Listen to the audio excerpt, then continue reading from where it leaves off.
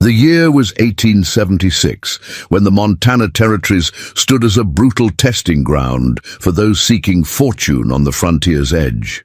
In these windswept highlands, where blizzards could transform paradise into purgatory with terrifying swiftness, survival required more than mere strength. It demanded a spirit that refused to surrender. This is the extraordinary tale of Margaret Blackwood, a physician's widow with healing hands and a broken heart, and Swift Eagle, a Lakota hunter whose perception of the world extended far beyond what most men could see or understand. Winter had always been Margaret Blackwood's enemy. Even as a child in Connecticut, she dreaded the cold months that brought influenza to her fragile lungs. Now, at 42, she faced the Montana winter with nothing but dwindling supplies, a threadbare resolve, and memories of Edward that sometimes warmed her more than the meager fire in her hearth.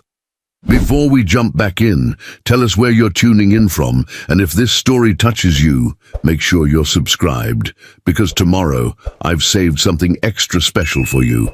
She stood at the lone window of her cabin, watching. Snowflakes danced like specters in the gathering twilight. 3 months had passed since Edward's body was laid to rest behind their cabin, taken by the same fever that had claimed 4 others in Haven's Mill. Some claimed it was God's judgment on a doctor who treated natives and settlers alike. Others whispered that Margaret herself had hastened his end with her unconventional herbal remedies. The same remedies Edward had encouraged her to develop when traditional medicine failed. The accusations hurt worse than her hunger, which gnawed constantly now that supplies had dwindled to near nothing. The town's gradual rejection had evolved from subtle snubs to outright hostility after Edward's death. Margaret ran her fingers over the worn leather of her husband's medical journal, tracing the neat handwriting that documented his observations of local plants and their medicinal properties, knowledge shared freely by the Lakota whom most settlers reviled. A sharp rap at the door startled her from her thoughts. "Mrs. Blackwood, it's Sheriff Hollister." The voice carried no warmth. Margaret tightened the shawl around her shoulders and opened the door, admitting both the sheriff and a blast of bitter air that seemed determined to extinguish what little warmth remained in her home. "Sheriff," she acknowledged with a nod that was met with a grim stare. Hollister removed his hat but remained near the door. His eyes, pale as winter sky, surveyed her sparse cabin with unconcealed judgment. "Town council met yesterday evening regarding your situation," he began without preamble. "Given your husband's debts and your difficulty with neighbors, they've reached a decision." Margaret steeled herself. Each week brought new indignities as Haven's Mill sought ways to erase Edward's memory and her presence. "And what have they determined about my private affairs this time?" she asked, unable to keep bitterness from coloring her words. Hollister's expression hardened. "That tone won't serve you, Mrs. Blackwood. The council's acting out of Christian concern." He paused, examining her nearly empty shelves. "The Wilkinsons are heading to Fort Benton tomorrow. They've agreed to take you along. Reverend Clark has connections there, perhaps a position as housekeeper or laundress for a respectable family." "Laundress?" Margaret's voice rose with incredulity. "I was a physician's assistant for 15 years. I've delivered half the children in this settlement. I've stitched wounds, set bones, and treated ailments when my husband was called elsewhere. And now I'm to wash strangers' undergarments?" "The situation has changed," Hollister replied coolly, "without the doctors standing and with complaints. About your methods." He gestured vaguely at her collection of dried herbs and tinctures. "This is the Christian thing, Margaret. The Wilkinsons are good people." Margaret knew the Wilkinsons all too well. Martha Wilkinson had led the Whisper campaign, suggesting Edward's death was divine punishment for working alongside savages. Her husband Thomas had been among the first to demand payment of Edward's debts immediately after his funeral.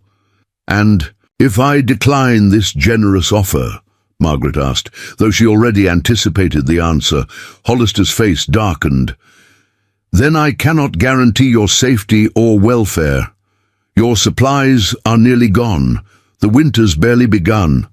We've all got families to protect, and some folks believe your practices attract undesirable elements to our community." There it was, the threat barely concealed beneath concern. "Leave or face the consequences. I need time to consider," Margaret said, wrapping dignity around herself like armor.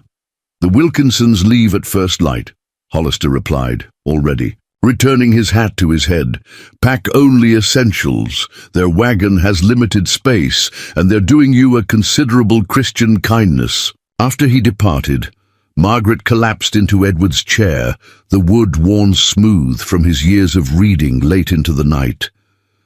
The familiar scent of leather and pipe tobacco lingered, though fainter now, like the memory of his voice in her dreams. They had come west together 8 years before, filled with purpose and hope.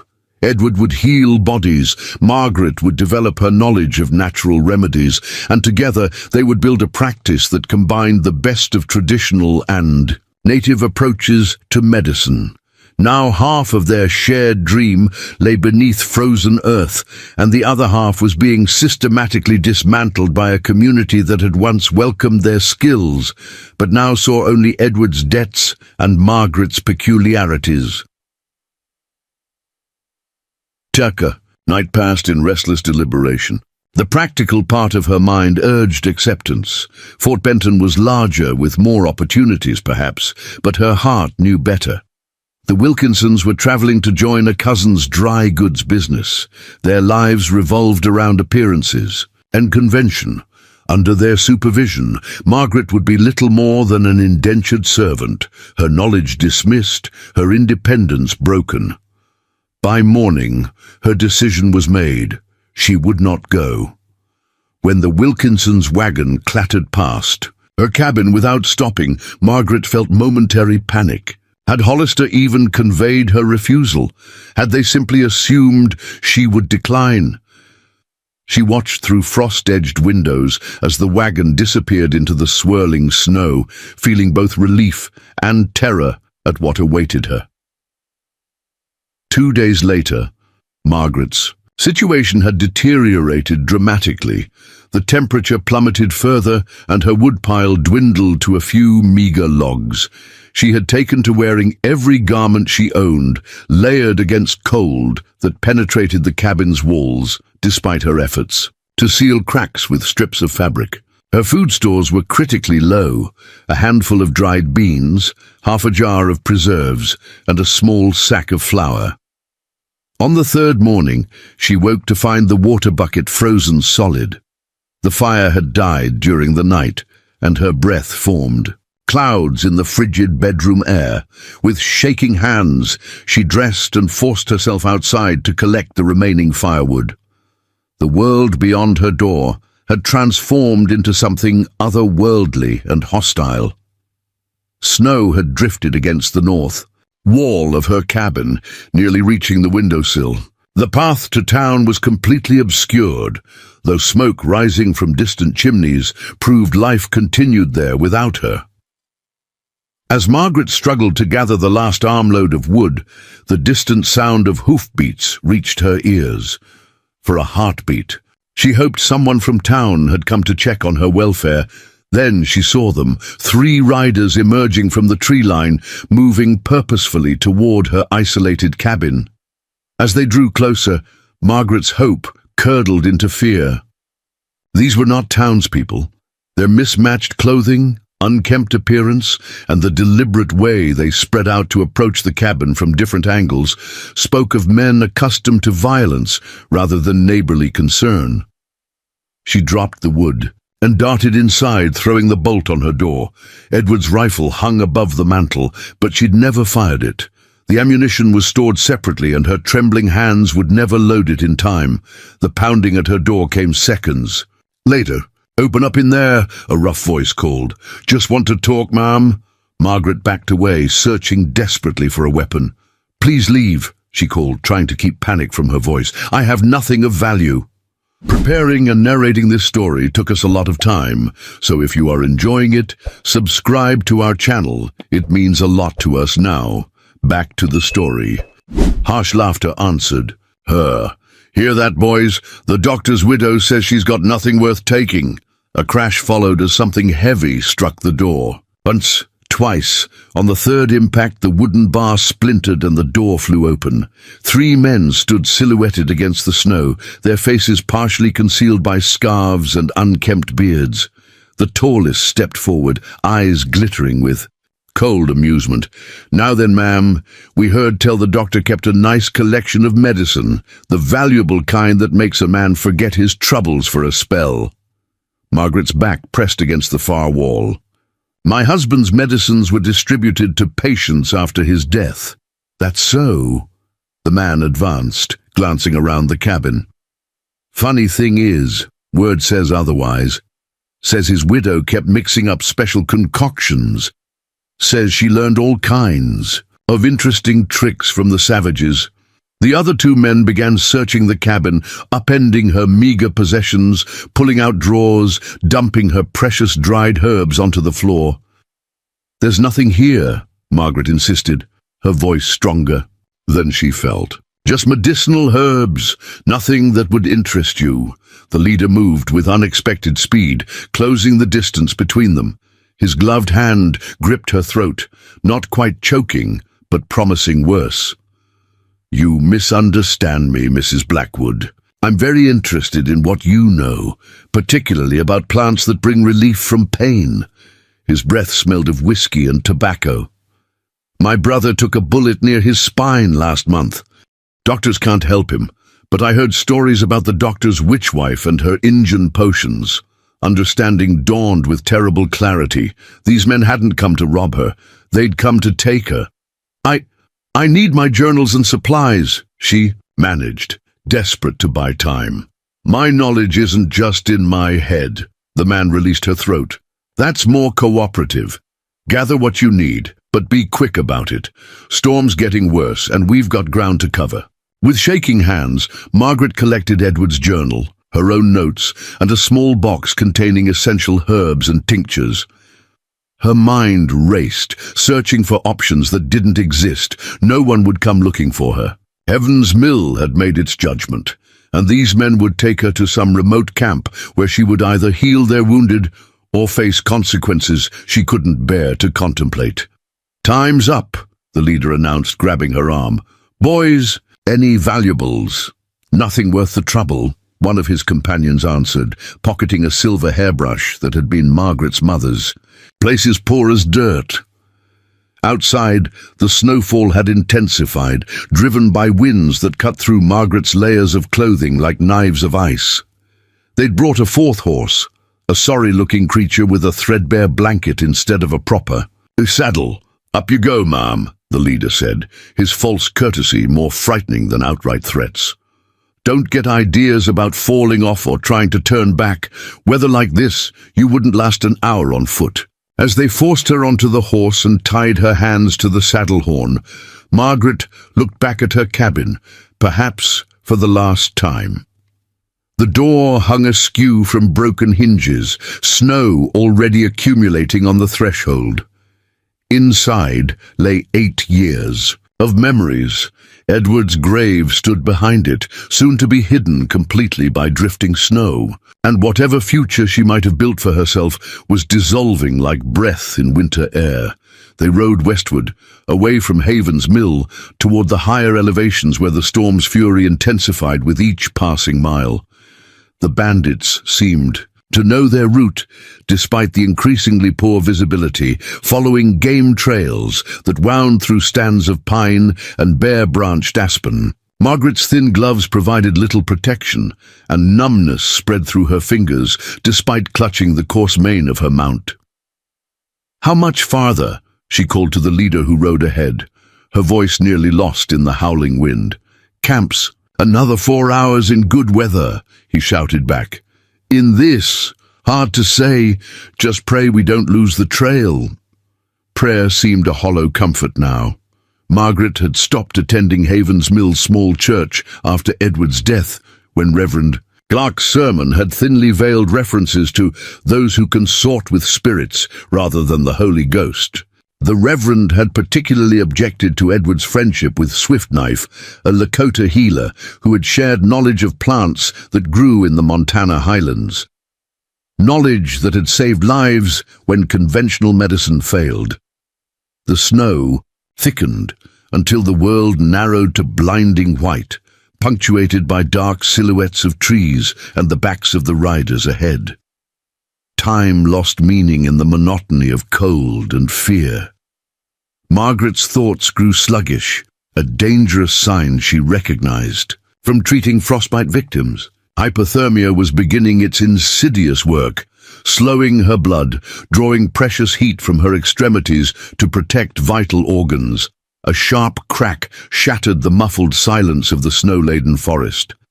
Ahead, the leader's horse reared suddenly, throwing him sideways. He tumbled into deep snow as his mount bolted into the trees. "Ambush!" one of the others shouted, drawing a pistol from beneath his coat. Another crack. Not a gunshot, Margaret realized dimly, but the sound of ice breaking. The remaining bandit's horse had stepped onto the frozen surface of what must be a stream or small lake hidden beneath snow. The ice gave way, plunging horse and rider into frigid water. Panic erupted. The leader struggled to his feet, cursing and shouting. The second man fired blindly into the swirling snow, while the third fought to pull his mount from the breaking ice. Margaret's own horse shied violently, rearing despite its exhaustion. With her hands bound to the saddle horn, she could not control the frightened animal. It bolted, carrying her away from the chaos and deeper into the storm-ravaged forest. Branches whipped past, tearing at her clothing and face as the horse plunged through the underbrush. Each jarring stride sent pain through her cramped legs and frozen hands. She called to the animal, trying to soothe it, but terror had claimed them both. The horse from the chaos behind, Margaret from the certainty that being separated from even these brutal men meant death in the wilderness. How long the panicked flight continued, she couldn't tell. Eventually, the horse slowed, exhaustion overcoming fear. It stood trembling in a small clearing, sides heaving, steam rising from its sweat-dampened coat despite the cold. Margaret's bound hands had lost all feeling. She couldn't dismount, couldn't guide the animal, could only wait for whatever fate approached. Freezing, starvation, or perhaps the bandits would find her again. As her mount's breathing steadied, an unnatural silence settled over the forest. The wind had died temporarily, leaving only the soft whisper of falling snow. In that quiet, Margaret became aware of being watched. Primitive instinct raised the hair on her neck before conscious thought identified the sensation. She turned her head slowly, scanning the wall of white-laden pines that surrounded the clearing. There, a shadow that didn't belong, too solid, too purposeful to be mere trick of light and storm. The figure stepped forward, materializing from the curtain of snow like a spirit taking physical form. Tall and wrapped in furs, moving with deliberate grace that seemed impossible in the deep snow. As the distance closed, Margaret could make out features that marked him as native, Lakota, most likely, given their proximity to tribal lands. His face, partially covered by a fur-trimmed hood, showed strength but also caution as he assessed her predicament. Fear clawed at Margaret's throat, not because of the man's heritage, but because she presented such an obvious tableau of white distress. She had heard too many stories of settlers assuming the worst when encountering natives, responding with violence first and questions never. If this man had witnessed the chaos with the bandits, he might reasonably assume she was with them. "Please," she managed, her voice cracking from cold and disuse. "I need help, my hands—" The man approached cautiously, his movements measured to avoid startling the already nervous horse. He spoke, his words incomprehensible to Margaret, but his tone calm and even. The horse's ears flicked forward, responding to the deliberate gentleness in his voice. When he reached her side, he examined the crude bindings at her wrists without touching them. His dark eyes lifted to meet hers, questioning without words. Not by choice, Margaret explained, understanding his unspoken question. Bandits from the east. They took me from my home. The man nodded once, then reached for his belt where a knife hung in a beaded sheath. Margaret flinched instinctively, then forced herself still as he carefully cut the ropes binding her to the saddle. As circulation returned to her fingers, pain flared so intensely that tears sprang to her eyes. "Thank you," she gasped through gritted teeth. "I'm Margaret Blackwood." The man studied her for a moment before responding. "I am called Swift Eagle." His English carried an accent but was clear and deliberate. "You cannot stay here. Night comes soon. The storm grows stronger." Margaret looked around at the featureless landscape of white, suddenly aware that she had no idea which direction might lead to safety. The horse had carried her blindly into wilderness she didn't know, and the bandits, whether in pursuit or themselves lost, represented danger rather than salvation. "I don't know where to go," she admitted, the full hopelessness of her situation crashing over her like a physical wave. Swift Eagle seemed to assess both her condition and their surroundings with a single sweeping glance. "My winter camp lies to the north, not far but difficult in snow and darkness." He paused, apparently weighing options. "You will come. The alternative is death." The blunt assessment, delivered without either threat or particular compassion, carried the simple weight of truth. Margaret nodded, too exhausted and cold for pride or hesitation. This stranger represented her only chance of survival. "Can you ride still?" he asked, looking at her critically. Margaret flexed her painful fingers, willing feeling back into them. "Yes, I think so." He nodded once, then took the horse's simple bridle. "Follow close.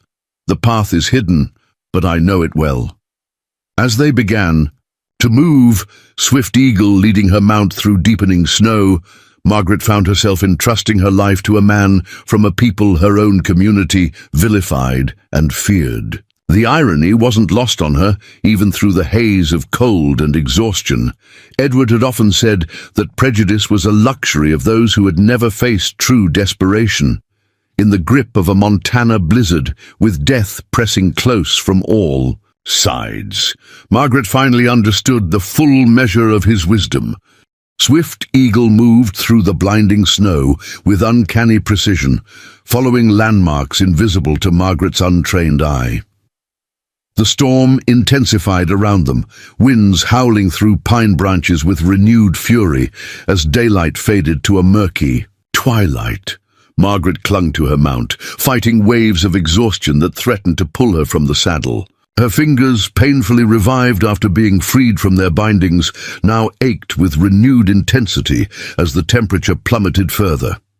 "How do you find your way?" she called forward, her voice barely audible above the storm. Swift Eagle glanced back, snow collecting on the fur lining his hood. "The land speaks to those who listen," he replied simply. "This ridge has been hunting ground for my people since before your government drew lines on paper." They climbed steadily, the horse laboring through deepening snow. Margaret noticed Swift Eagle occasionally pausing to touch tree trunks, brush snow from rock formations, or study the way wind carved patterns in the drifts. His navigation was part science, part intuition, a language of survival Margaret had never learned, despite Edward's attempts to teach her wilderness skills. The cold penetrated her layers of clothing with relentless efficiency. Margaret had treated enough cases of exposure to recognize her own symptoms, the violent shivering giving way to dangerous warmth, the confusion clouding her thoughts, the leaden heaviness in her limbs. Hypothermia's deadly progression was underway. "I need to rest," she murmured, though she knew stopping meant death in these conditions. Swift Eagle turned immediately, reading her condition in a single glance. Without hesitation, he moved to her side and reached up to steady her. "The warmth you feel is false," he said firmly. "It is death approaching. We continue." He took the horse's bridle again, this time placing his other hand on Margaret's knee to stabilize her in the saddle.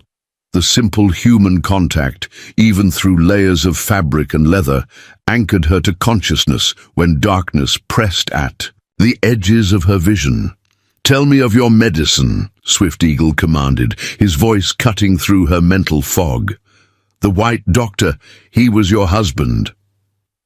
The question surprised Margaret enough to focus her wandering mind. "Yes, Edward. He was," she struggled to order her thoughts, "a good physician, open-minded. He learned from your people." "The plants that heal grow for all people, not just one," Swift Eagle replied. "A wise healer knows this." Despite her dire circumstances, Margaret felt a surge of gratitude that this stranger understood what her own community had not, that knowledge transcended arbitrary boundaries of race and custom. "Edward believed that," she managed through chattering teeth. "It's why they," she swallowed hard, "why they turned against us, against me after he died." Swift Eagle nodded without turning.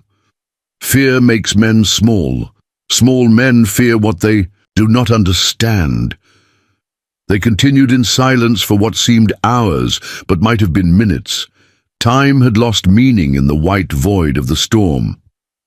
Margaret focused solely on remaining upright, on following the tall figure who represented her only connection to life. When her consciousness began to slip again, she forced herself to catalogue medicinal plants in her mind, reciting their properties and preparations as Edward had taught her.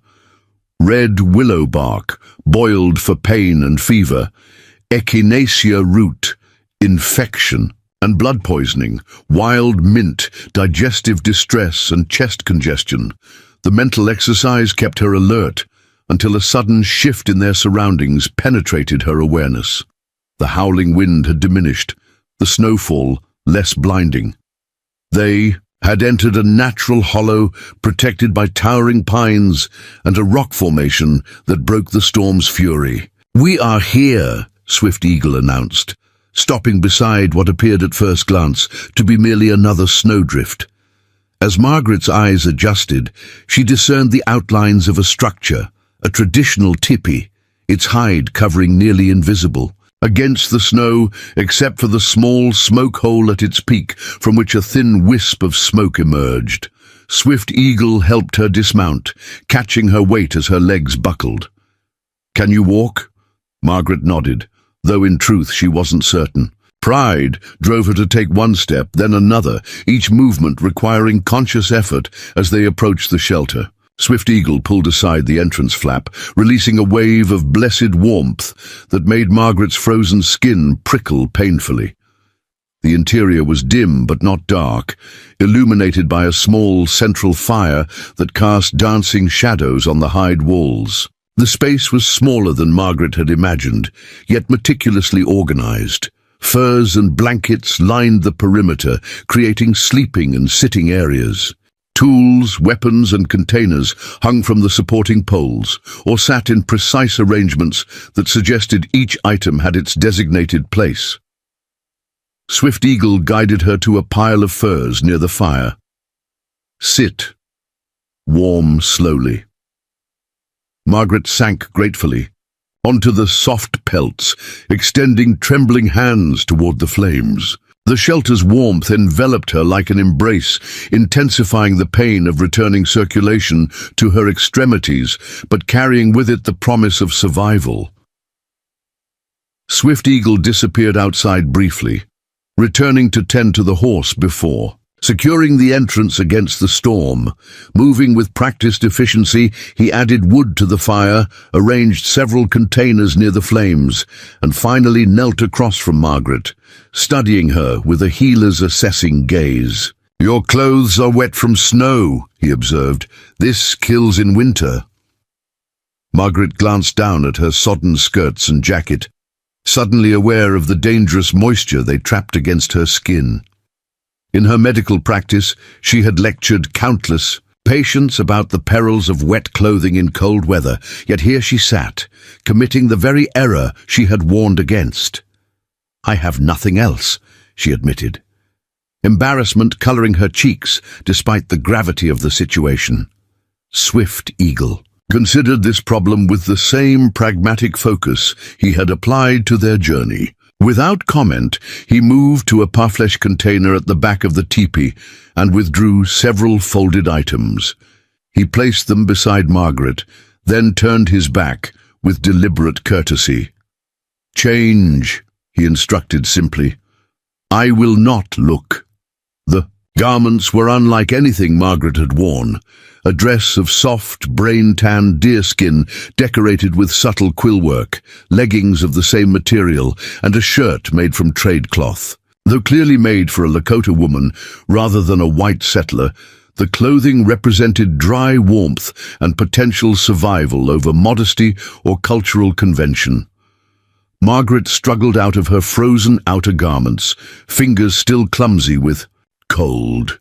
The dry clothing felt foreign against her skin, but brought immediate relief as she pulled the layers on. The deerskin dress hung loosely on her frame, evidence of how much weight she had lost during the difficult months after Edward's death. "I'm decent," she said when she had finished. Swift Eagle turned, nodded once with approval at the practical solution, then busied himself preparing something in a small wooden bowl. Margaret watched as he mixed dried herbs with hot water from a container kept near the fire. "Drink," he said, offering the steaming liquid. "It will warm from within." Margaret accepted the bowl cautiously, inhaling the unfamiliar aroma, something minty blended with earthy undertones that reminded her of Edward's medicinal teas. The first sip burned her tongue, but the warmth spread through her chest, radiating outward to her limbs with surprising speed. "What is this?" she asked, taking another more careful sip. "Beaver root and wild mint," Swift Eagle replied, settling cross-legged on the opposite side of the fire. "It speeds the blood when cold has slowed it." Margaret recognized the description of improved circulation, a critical treatment for hypothermia. "My husband used willow bark and brandy for exposure cases." "The white man's burning water has power," Swift Eagle acknowledged, "but the plants alone are enough if gathered at the proper time with respect." He fed the fire methodically, positioning each piece of wood to maximize heat while conserving fuel. Margaret noticed his movements were deliberate but graceful, nothing wasted, nothing excessive. A man who had learned to survive through careful stewardship of resources. As warmth gradually returned to her body, Margaret's mind cleared enough to fully comprehend her situation. She sat in a traditional Lakota dwelling, wearing native women's clothing, sharing fire with a man whose people were reviled and feared by her own community. Had Edward lived to see this moment, he would have appreciated the irony. His wife finding safety among those the townspeople considered savages, while civilized men had abducted and abandoned her to die. "Your camp," Margaret began, looking around with new clarity. "You live here alone." Swift Eagle nodded. "During winter moons, my band travels south when snow comes, following buffalo to sheltered valleys. I remain to watch ancestral hunting grounds to ensure treaty boundaries are respected." His tone carried no resentment, merely stating facts. "Isn't that dangerous?" Margaret asked, "being isolated from your people?" "Less dangerous than what awaits if white settlers claim these lands unchallenged," he replied evenly. "My father was war chief. He fought and died at Greasy Grass when I was young. I choose different path, to watch, to learn white ways, to speak for my people when treaties are discussed." "You were at Little Bighorn." Margaret couldn't hide her surprise. "Your people call it this. We name it Victory at Greasy Grass." Swift Eagle's expression remained neutral, neither boasting nor apologizing. "I was there but did not fight. My father believed some must live to remember, to tell truth, when others write false stories." The implications of his statement hung between them. This man had witnessed one of the most controversial battles in recent history, a devastating defeat for the U.S. Army that had fueled anti-native sentiment throughout the territories. Yet here he sat, sharing his fire and medicine with a white woman who by all rights should represent the enemy. "The men who took you," Swift Eagle changed the subject abruptly. "They sought medicines." Margaret nodded, relieved to address more immediate concerns. "Their leader mentioned a brother with a spine injury. They believed I possessed Indian remedies that might help where doctors had failed." She gestured to the small bag of medical supplies she'd been allowed to bring. "I doubt anything I have would significantly help such a serious condition." Swift Eagle's gaze sharpened. "These men, did they speak of their camp? How many travel together?" "They mentioned being 4 hours away in good weather," Margaret recalled. "The leader called himself Jenkins. From what I gathered, there are at least 5 or 6 of them, perhaps more. Jenkins." Swift Eagle spoke the name with recognition. "Horse thieves, whiskey traders. They camp near Broken Ridge during winter, raid settlements when snow melts." He added another stick to the fire, considering. "They will search when storm passes. Such men do not surrender what they believe is theirs." The warning sent a chill through Margaret despite the shelter's warmth. Her situation had improved from imminent death to temporary safety, but the fundamental reality remained unchanged. She existed in a liminal space between worlds, belonging nowhere, wanted only for what knowledge she might provide. "Will they be able to find this place?" she asked, anxiety tightening her chest. Swift Eagle shook his head. "Not if snow continues. Tracks vanish. There are many hidden valleys in these mountains." He studied her with penetrating intensity. "But when weather clears, you must decide your path. Haven's Mill has rejected you. The bandits would use you, then discard you. My people's winter camp lies 5 days' journey south, but they would question a white woman's presence." The stark assessment of her limited options struck Margaret with the force of physical pain. Edward's death had begun her untethering from society, but this moment crystallized her true position. Adrift between cultures, without community or protection, beyond what this stranger might choose to provide. "For tonight, rest," Swift Eagle said, apparently reading the distress in her expression. "Storm speaks of continuing until morning. No decisions need be made when body and spirit require healing." He rose and moved to prepare simple food.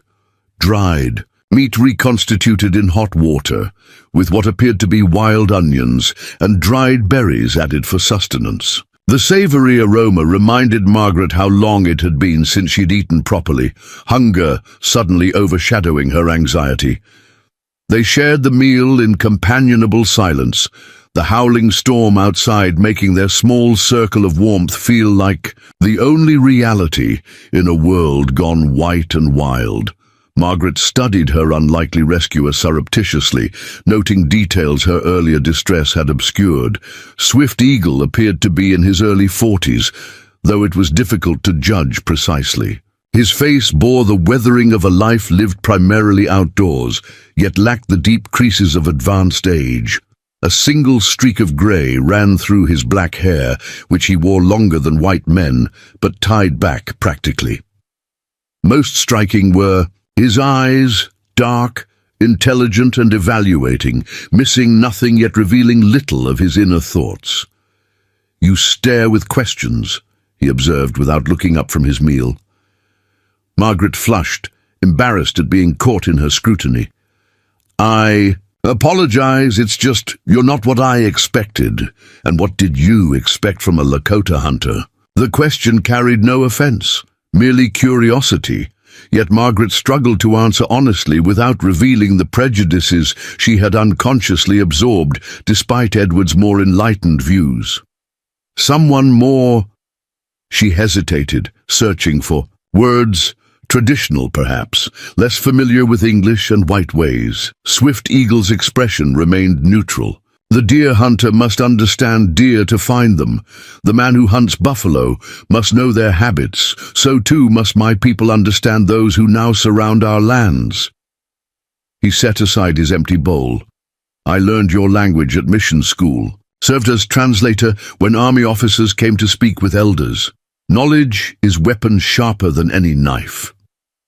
My husband said something similar, Margaret replied softly. That understanding builds bridges where fear builds walls. For the first time, Swift Eagle's expression softened slightly. Your husband showed wisdom unusual among settlers.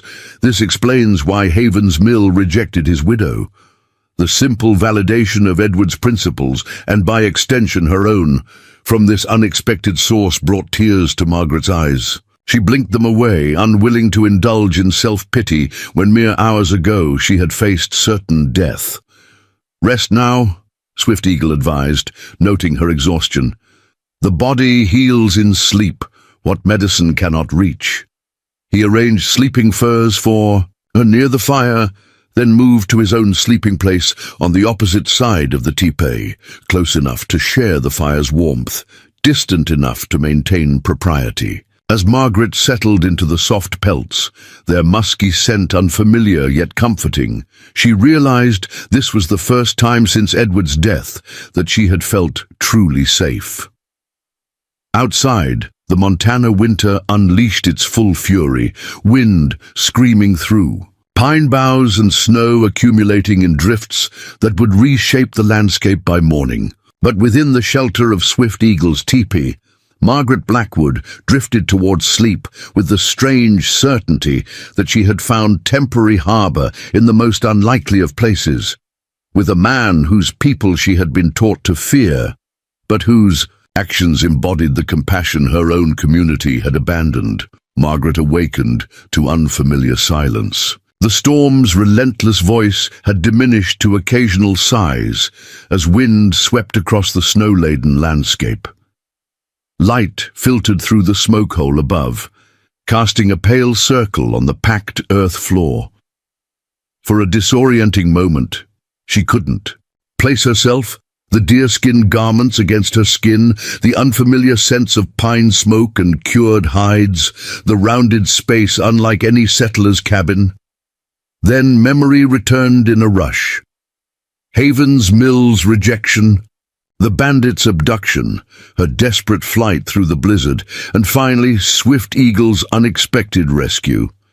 She sat up slowly, muscles protesting after yesterday's ordeal. The teepee was empty, though the fire still burned steadily, evidence of recent tending. Margaret pushed aside the sleeping furs and stood cautiously, testing her strength. Her body ached, but the bone-deep cold had retreated. The herbal tea Swift Eagle had prepared had done its work, restoring circulation and preventing the worst effects of her exposure. She crossed to the entrance flap and pushed it aside, just enough to peer outside. The world beyond had transformed overnight. What had been a chaotic maelstrom of wind-driven snow now stood pristine and still under crystalline morning light. Drifts had sculpted the landscape into flowing forms that reminded Margaret of ocean waves frozen in mid-motion. The teepee stood in a natural hollow, partially sheltered by towering pines whose branches sagged under their white burden. Swift Eagle was tending to the horse some distance away, clearing a small area of snow and spreading dried grasses he must have stored for winter feeding. The animal looked remarkably recovered after yesterday's ordeal, steam rising from its back in the cold air as it pulled at the offered fodder. Margaret let the flap fall closed, conscious of her strange appearance in Lakota women's clothing. Despite the circumstances that had made the change necessary, she felt a curious sense of impropriety, as if she were playing at being someone she wasn't. Edward would have found her discomfort amusing, he who had adopted elements of native dress himself when their practicality outweighed convention. She used the momentary solitude to take better stock of her surroundings. Swift Eagle's winter dwelling bore little resemblance to the chaotic teepees depicted in dime novels that occasionally reached Haven's Mill. Instead, the space reflected careful organization and surprising sophistication. Tools hung from rawhide, loops attached to the support poles arranged by function. Storage containers, some traditional parfleche, others clearly of white manufacture, were stacked according to some system she didn't yet understand. Most intriguing was a small area that appeared dedicated to medicine. Margaret recognized many of the dried plants bundled and hanging from one section of the framework: echinacea, yarrow, wild ginger root. Others were unfamiliar, their properties unknown to her despite Edward's teachings. A flat stone served as mixing surface with smaller stones of various sizes arranged nearby for grinding and preparing remedies. "You recognize the plants that heal?" Margaret startled at Swift Eagle's voice. He had returned so silently she hadn't heard the entrance. "Blap move." "Some of them," she acknowledged. "My husband learned from a Lakota healer near Fort Keogh. He called himself Swift Knife." A flicker of recognition crossed Swift Eagle's normally impassive features. "My mother's cousin, a wise man who believed knowledge should flow between peoples, not stop at boundaries drawn on paper."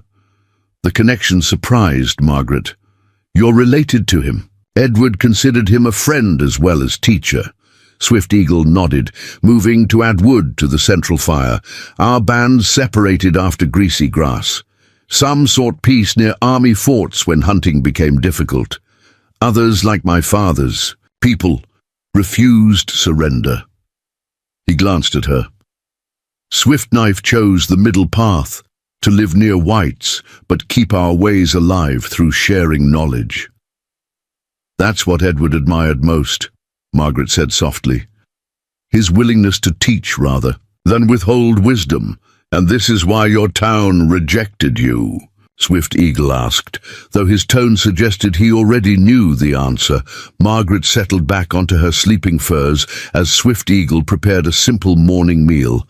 Partly, while Edward lived, his position as doctor provided some protection from criticism. After his death, she trailed off, the memory still raw.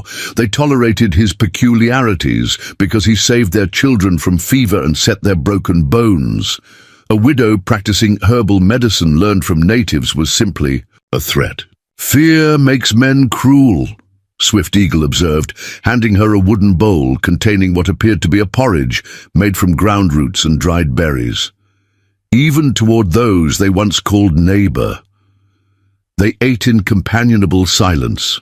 The only sounds the occasional pop from the fire and the distant call of a raven outside. Margaret found herself studying Swift Eagle with daylight's clarity, noticing details obscured by last night's exhaustion. A scar ran along his left jawline, old and well-healed but clearly from a serious wound. His hands, though strong and capable, showed evidence of past breaks that had mended without proper setting.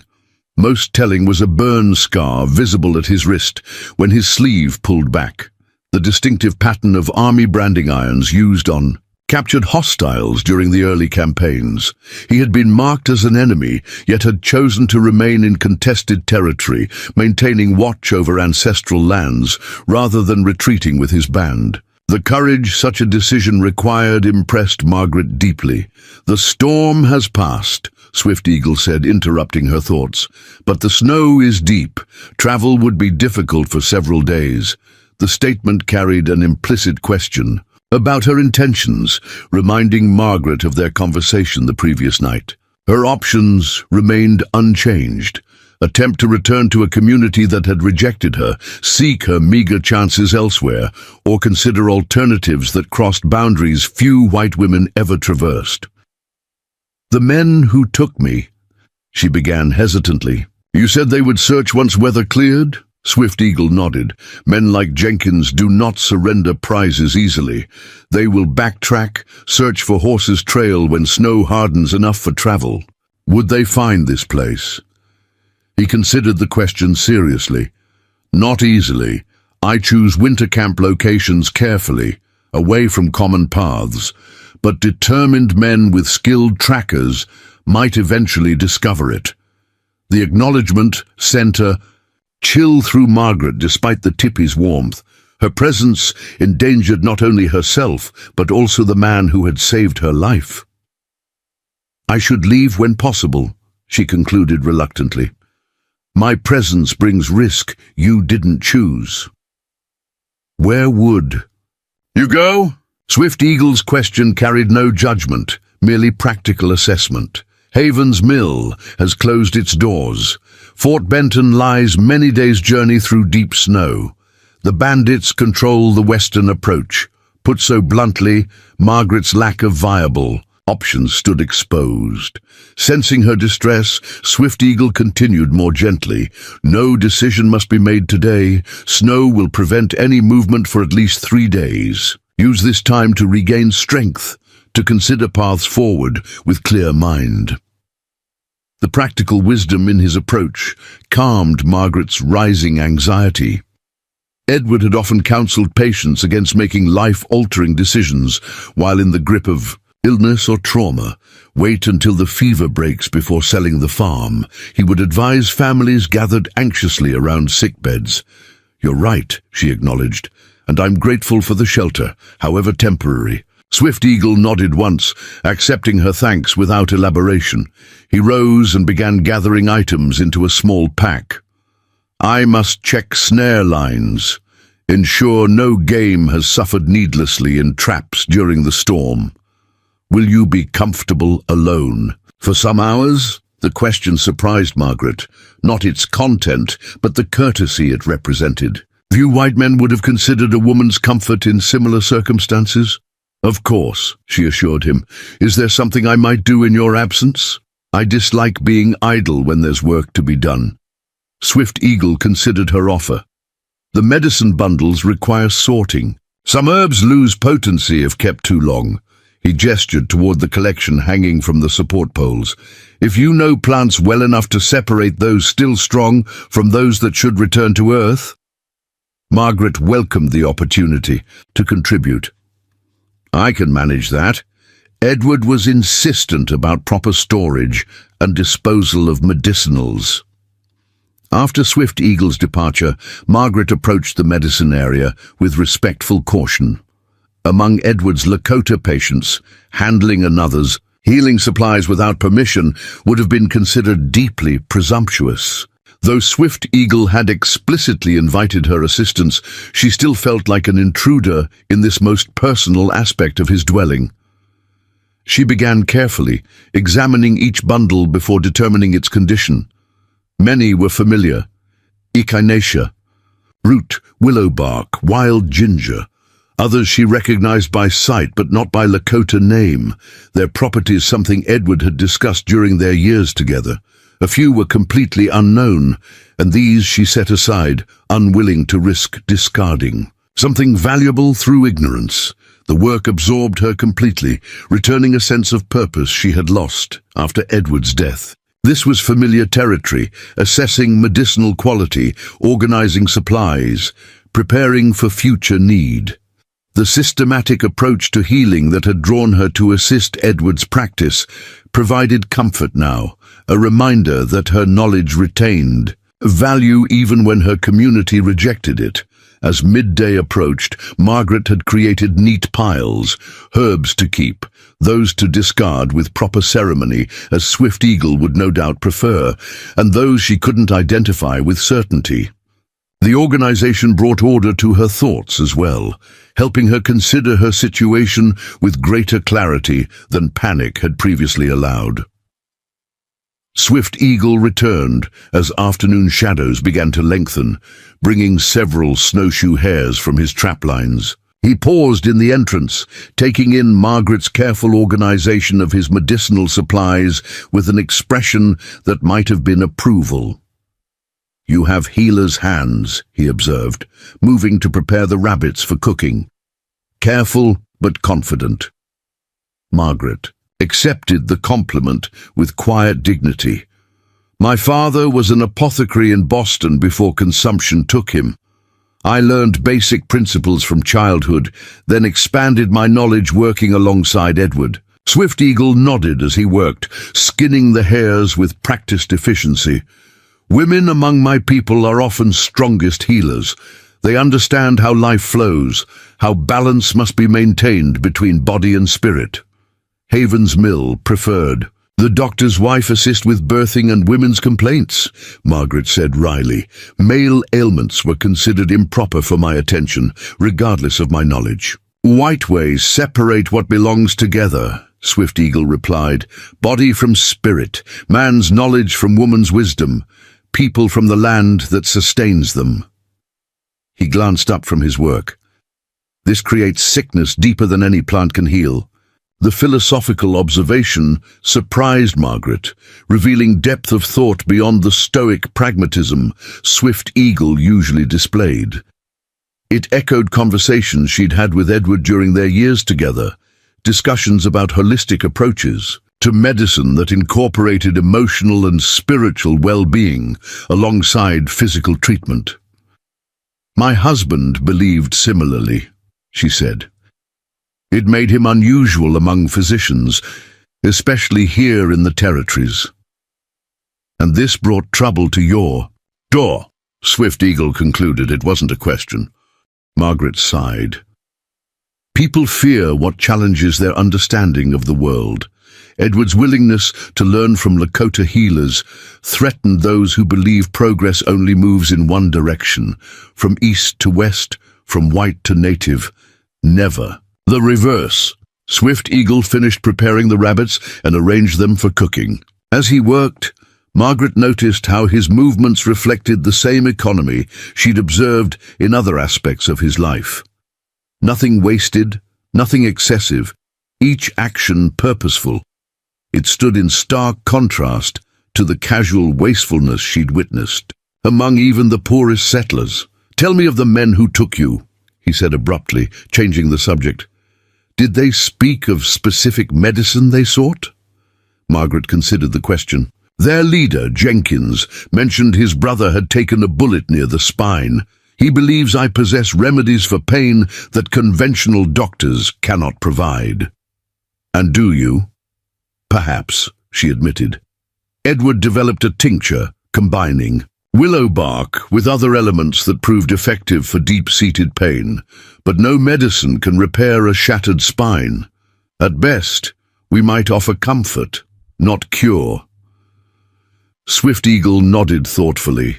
Such men do not distinguish between comfort and cure. They demand magic, not medicine. The assessment rang true.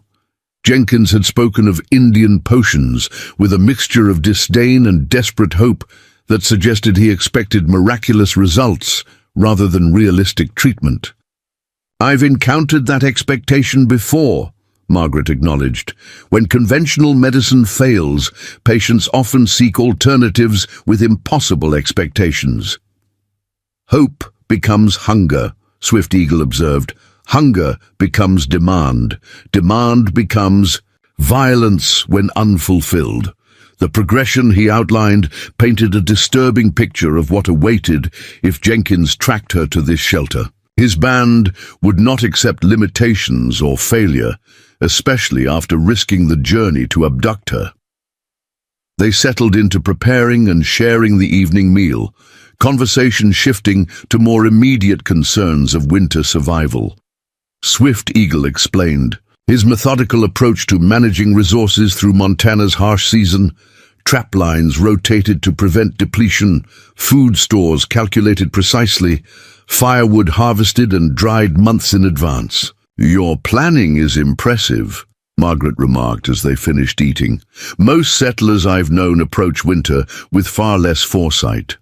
"White men believe nature exists to serve them," Swift Eagle replied without rancor, simply stating his observation. "My people understand we exist within nature's balance. Disturb this balance through greed or carelessness, all suffer. The winter teaches this lesson most clearly." As darkness gathered outside, Swift Eagle busied himself with mending snowshoes. By firelight, Margaret watched his skilled hands weaving replacement lacings through the wooden frames, fascinated by the precision of his movements. "Tomorrow, if weather holds, we should determine your path forward," he said without looking up from his work. "3 directions lie before you. East toward Haven's Mill, though they have shown their hearts toward you already. North toward Fort. Benton, though the journey would be difficult alone, or south, where my people's winter camp might offer temporary refuge. The third option startled Margaret.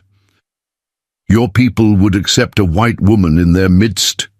Swift Eagle's hands paused, momentarily, not without question, not without caution. But Swift Knife's influence remains strong. If you come under his protection as student of healing ways, some doors might open. And would you... Margaret hesitated, uncertain how to phrase her question without presumption. Would I speak for you? Swift Eagle finished for her. I would tell truth of how our paths crossed, how you respect our medicine knowledge. Beyond this, your words and actions must earn their own regard. The honest assessment carried neither promise nor discouragement, merely reality. If she chose that path, Margaret would face skepticism and likely hostility, with no guarantee of acceptance. Yet something in the possibility called to her, a continuation of the journey Edward had begun, rather than retreat to a world that had already rejected her contributions. I need time to consider, she said finally. Swift Eagle nodded, returning to his repair work. The sun rises regardless of our decisions. Tomorrow brings its own wisdom. They lapsed into companionable silence as the fire burned low. Margaret found herself studying her unlikely host with growing curiosity. Despite hours in his company, Swift Eagle remained largely a mystery, his thoughts private, his history shared only in fragments, his motivations unclear beyond immediate pragmatism. "May I ask you something?" she ventured finally. He looked up, dark eyes reflecting firelight. "You may ask, I may choose not to answer. Why do you remain here alone? You spoke of your band traveling south for winter, yet you stay in these mountains, isolated from your people." Swift Eagle was silent so long that Margaret feared she had overstepped some boundary. When he finally spoke, his voice carried a depth of emotion she hadn't heard before.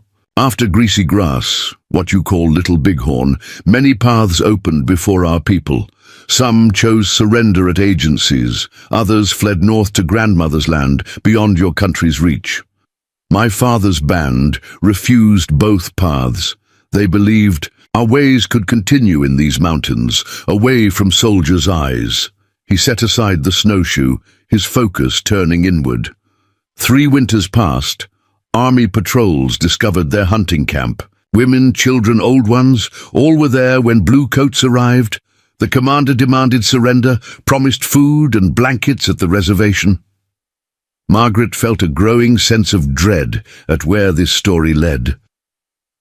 My father refused. He had seen reservation promises turn to dust before. That night soldiers surrounded the camp. When dawn came, Swift Eagle's voice remained level, but something in his eyes reflected ancient pain. 38 of our band died. 18 women and children survived to be marched to Fort Keogh. In winter snow, and you weren't there, Margaret whispered, understanding dawning. I was meeting with Swift Knife, discussing how to approach army commanders with new peace proposals. His hands tightened momentarily. When I returned, I found only bodies frozen beneath snow and tracks leading eastward. The stark tragedy left Margaret speechless. No newspapers had reported such an incident, or if they had, Haven's Mill had. Received only sanitized accounts of hostiles pacified rather than the massacre Swift Eagle described. I failed my responsibility as my father's son, he continued after a moment. Now I keep watch over ancestral lands, ensure those who died are remembered, maintain our claim to these mountains through my presence. It is small honor compared to their sacrifice, but it is what remains possible. The personal revelation transformed Margaret's understanding of the man who had saved her life. What she had interpreted as mere preference for solitude was in fact a profound act of witness and remembrance, a living testimony to a tragedy history would likely erase.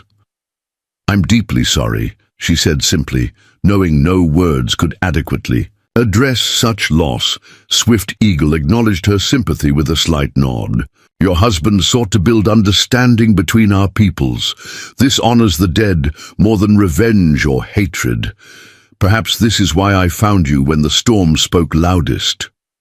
He rose, clearly indicating the conversation had reached its natural conclusion.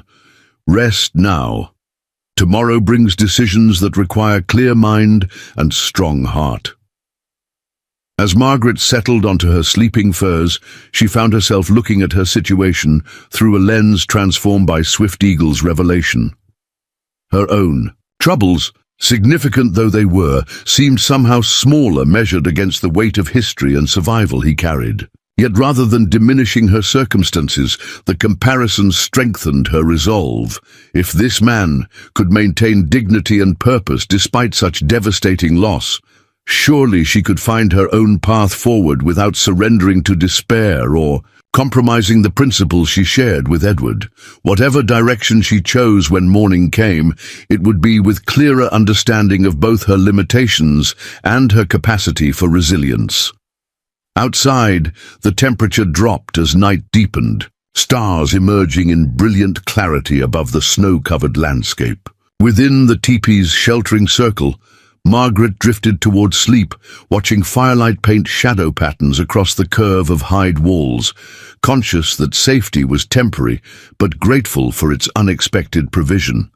Tomorrow would indeed bring decisions, but tonight offered healing rest and the quiet companionship of a fellow traveler on life's difficult journey. Dawn broke with crystalline clarity over the snow-covered mountains. Margaret awoke to the scent of pine smoke and something unfamiliar yet appetizing cooking over the central fire. Swift Eagle knelt beside the flames, tending a mixture in a small iron pot, one of the few clearly non-native implements in his possession. "Good morning," Margaret said, sitting up and arranging her borrowed deerskin garments. Swift Eagle acknowledged her with a nod. "The day brings good traveling weather for those prepared. Sun strong, wind calm, snow forming crust that will support snowshoes." He gestured toward the pot. "Eat, strength needed regardless of path chosen." The meal proved to be a rich porridge of groundnuts, dried berries, and what tasted like wild honey, far more substantial than anything Margaret had eaten in the lean months following Edward's death. She ate gratefully, aware that Swift Eagle watched her with the assessing gaze she'd come to recognize as his healer's perspective, evaluating her recovery. "Your color improves," he observed. "The cold's shadow recedes, thanks to your care," Margaret acknowledged. "I would have died in that storm without your intervention." Swift Eagle dismissed her gratitude with a slight gesture. "Life gives opportunities to balance scales. Perhaps your husband's respect for my people returns now as protection for his widow." The sentiment surprised Margaret, not its generosity, but the spiritual worldview it represented. Swift Eagle perceived connections and reciprocity, where most whites saw only random chance or, at best, divine providence detached from human actions. "Have you decided your path?" he asked directly, setting aside his own empty bowl. Margaret had, indeed, spent much of the night weighing her limited options. Returning to Haven's Mill meant facing a community that had already demonstrated its unwillingness to support her. Attempting to reach Fort Benton alone was tantamount to suicide given the season and her limited wilderness skills. The third option, traveling to the Lakota winter camp under Swift Knife's potential protection, carried its own significant risks, but at least offered possibility rather than certain failure. "I believe my best chance lies with reaching your people's winter camp," she said finally. "If Swift Knife would consider extending protection based on Edward's past friendship." Swift Eagle studied her, his expression revealing nothing of his thoughts regarding her decision. "The journey requires 5 days if weather holds. Difficult travel through deep snow. Are you strong enough?" The question contained no judgment, merely practical assessment. Margaret appreciated his directness. so different from the false assurances and hidden agendas she'd encountered in Haven's Mill. "I believe so," she replied with equal honesty. "I'm stronger than I appear, and motivation lends its own strength. Will you guide me there?" "Yes." Swift Eagle began gathering items as he spoke. "We leave tomorrow at dawn. Today we prepare. You need proper clothing for journey, knowledge of using snowshoes, understanding of survival if we become separated." The intensive preparation began immediately. Swift Eagle brought forth winter garments clearly fashioned for serious travel, rather than merely staying near the shelter. Fur-lined moccasins designed to be worn over multiple layers of wrappings, leggings reinforced at the knee and ankle, a capote-style coat made from traded wool blankets but cut in native fashion for maximum protection against wind. Most impressively, he produced mittens lined with rabbit fur, with separate inner linings that could be removed and dried at night. "These belonged to my sister," he explained, as Margaret examined the beautifully beaded mittens. "She journeys, now in spirit world, but would approve their use to protect healing hands." The personal nature of the gift moved Margaret deeply. "I will use them with respect," she promised. Swift Eagle nodded, satisfied, then turned to practical instruction. "First, snowshoes. Without them, we cannot travel."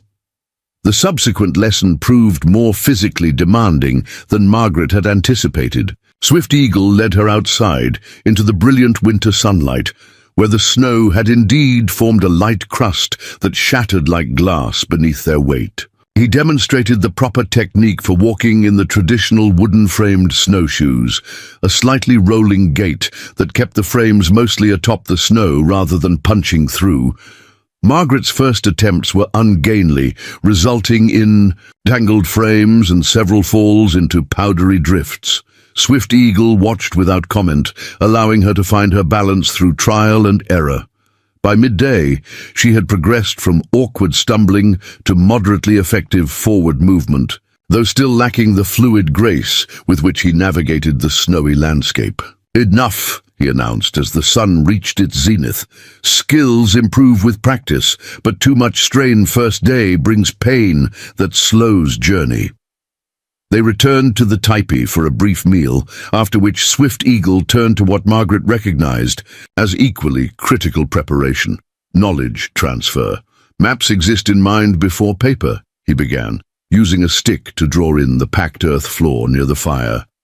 "Our path follows Rattlesnake Creek Valley southward for 2 days, then crosses Bear Tooth Pass if weather permits.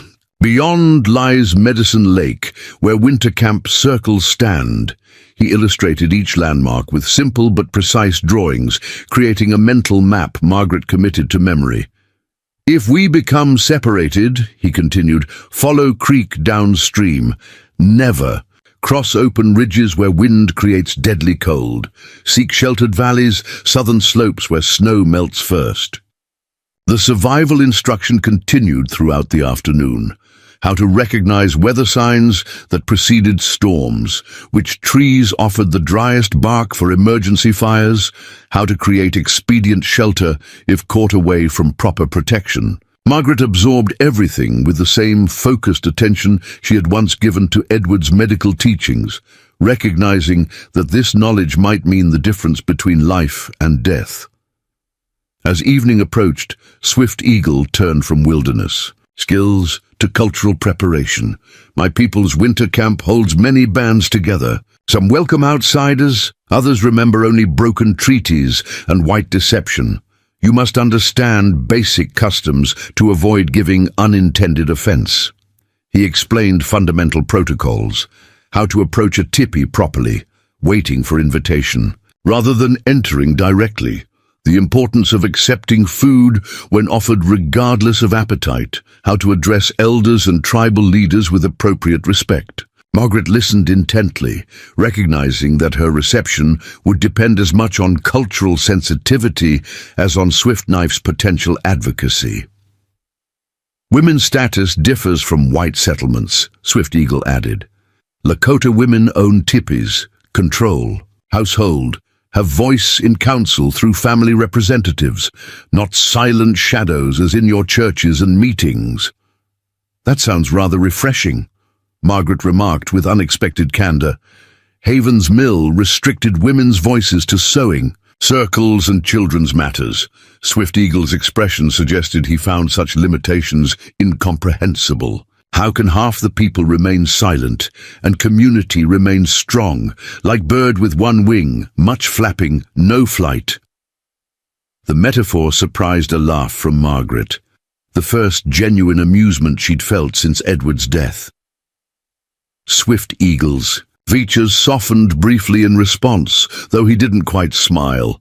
Their preparations continued into evening, checking supplies, repairing travel gear, calculating provisions needed for a 5-day journey. As they worked, Margaret found herself studying Swift Eagle with growing curiosity about his personal history beyond the tragedy he had shared.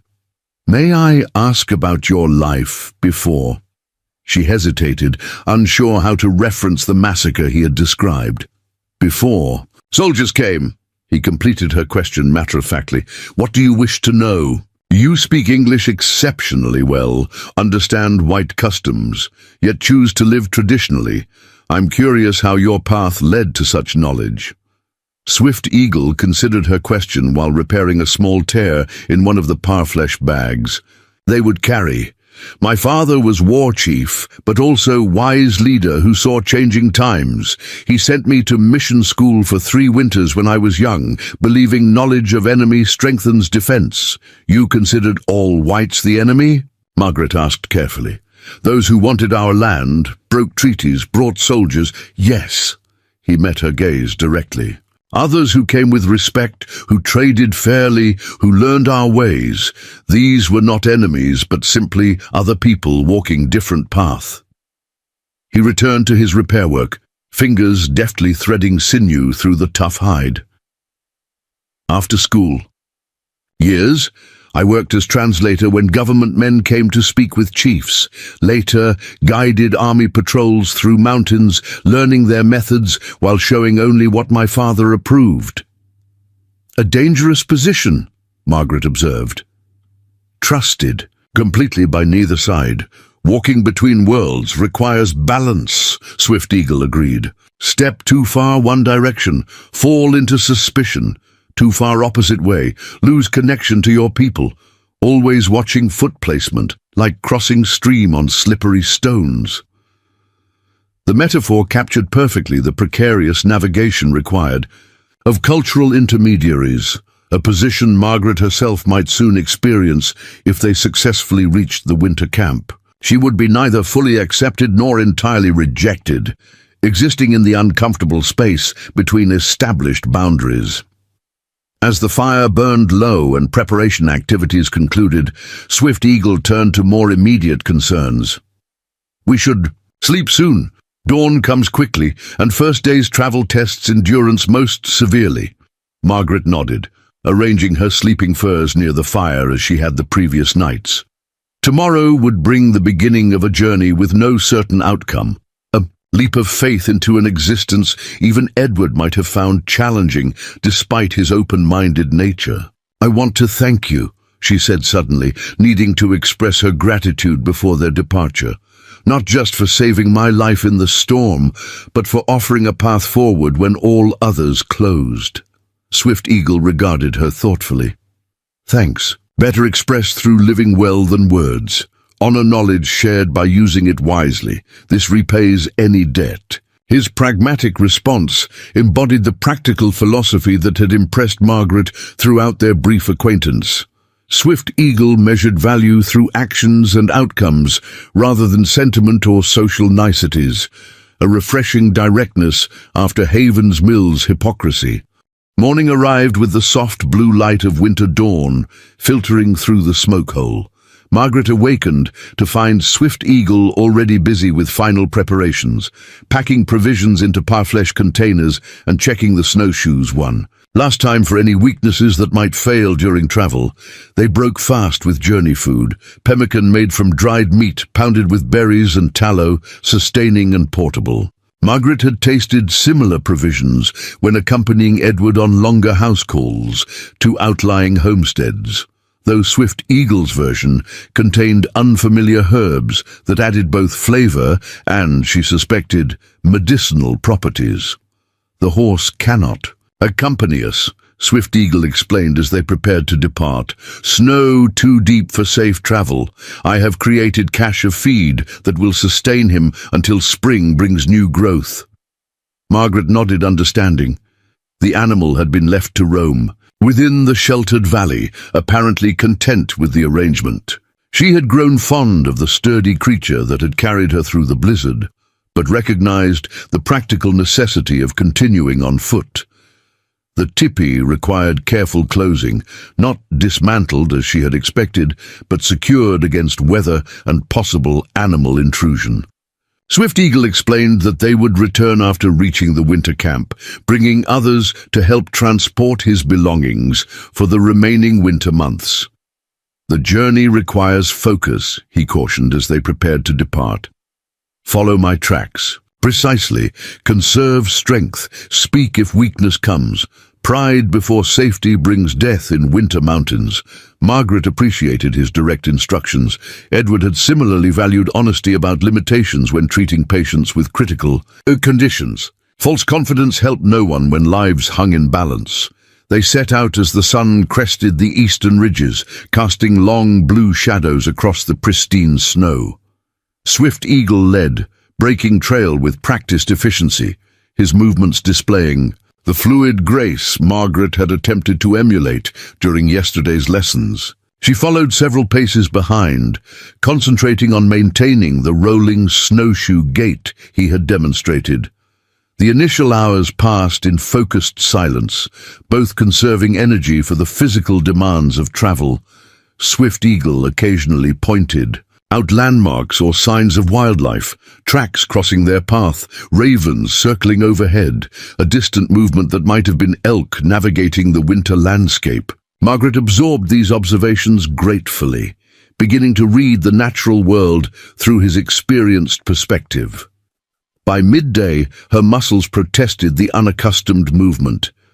The snowshoe gait worked unfamiliar combinations of tendons and ligaments, creating deep aches in calves and thighs. Swift Eagle appeared to sense her fatigue before she voiced it, calling a halt in a sheltered grove of pines where fallen logs provided natural seating cleared of snow by overhanging branches. "First day always hardest," he observed, offering her pemmican and a small water skin. "Body remembers by tomorrow." "I hope you're right," Margaret replied with rueful honesty. "I fear I'm slowing our progress considerably." "Pace matches need," Swift Eagle answered practically. "Too fast brings exhaustion, risk of injury. Too slow means insufficient distance before nightfall. Finding balance matters more than speed." The wisdom applied beyond their immediate journey, Margaret reflected. Her entire life had become an exercise in finding balance between respecting Edward's memory and creating her own path forward, between honoring her medical knowledge and adapting to new circumstances, between maintaining her cultural identity and opening herself to different ways of understanding the world. They resumed travel after a brief rest, continuing southward along the valley Swift Eagle had identified as their route. The afternoon brought changing terrain as they descended slightly, following the course of a stream now buried beneath snow but marked by the depression of its channel and the willows that lined its banks. As the short winter day began to wane, Swift Eagle led them toward a rock outcropping that provided natural windbreak. "We camp here," he announced. "Good protection, dry wood available, water nearby beneath ice." Margaret watched with admiration as he efficiently established their night camp. Unlike the elaborate preparations required by white hunting expeditions, Swift Eagle carried minimal equipment but utilized it with maximum effectiveness. A small fire pit dug through snow to mineral soil, sheltered by strategic placement of gathered branches. Sleeping areas created from boughs laid atop snow, then covered with hides from his pack. a cooking area arranged to capture both heat and light while minimizing smoke. As darkness settled over the landscape, they shared another meal of travel provisions, supplemented by tea made from pine needles, rich in properties that Edward had identified as preventing the bleeding gums and weakness of scurvy that plagued many settlers during winter months. "You've traveled this route often?" Margaret asked as they sat beside the small fire, its flames reflecting off surrounding snow to create a cocoon of golden light amid the vast darkness. "Many times," Swift Eagle confirmed. "First with my father, when old enough for winter hunts. Later alone, carrying messages between bands when separation became necessary for survival. And always in winter?" The concept seemed unnecessarily challenging to Margaret's perspective. "Winter trails tell truth," he replied enigmatically. "When?" Margaret's expression showed confusion, he elaborated. "Summer travel leaves many options. Easy paths, abundant food, little danger except from two-legged enemies. Winter journey reveals character, tests preparation, exposes weakness that easier seasons conceal." The philosophy captured something fundamental about his approach to life. A willingness to face hardship directly, finding clarity through challenge rather than seeking comfort at any cost. It contrasted sharply with Havens Mill's rejection of Margaret when her presence required accommodation following Edward's death. As they prepared for sleep beneath brilliant stars, Margaret found herself contemplating the journey ahead with renewed perspective. The physical discomfort of snowshoe travel, the cold that penetrated even her layered clothing, the uncertainty awaiting at journey's end, all were simply realities to be faced rather than hardships to be avoided.